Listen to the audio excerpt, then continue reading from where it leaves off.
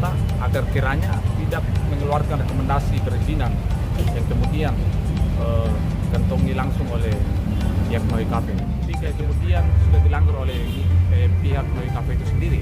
Dan adapun beberapa persoalan yang kemudian kami lihat bahwa keberadaan NOIKP itu kemudian berdekatan langsung dengan masjid, tempat pendidikan, dari surat edaran daripada Polrestabes Makassar mengenai persoalan jam 12 ya.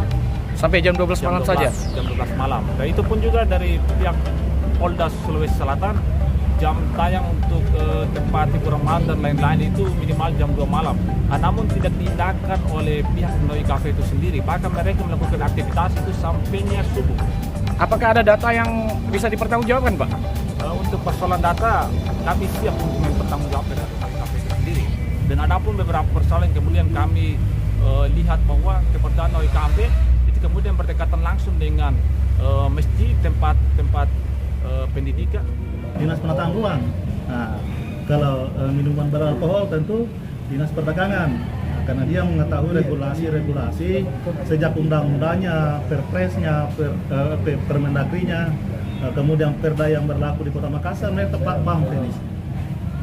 Nah, tentu yang dipersoalkan secara teknis oleh teman-teman dan yang berdemo ini mahasiswa ini, aliansi apa namanya?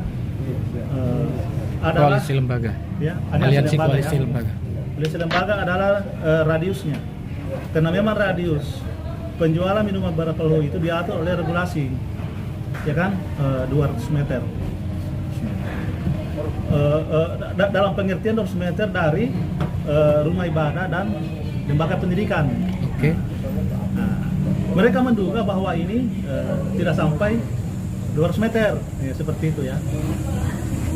Sehingga mereka menganggap kalau dugaannya itu benar, maka itu tidak sesuai dengan kebenaran.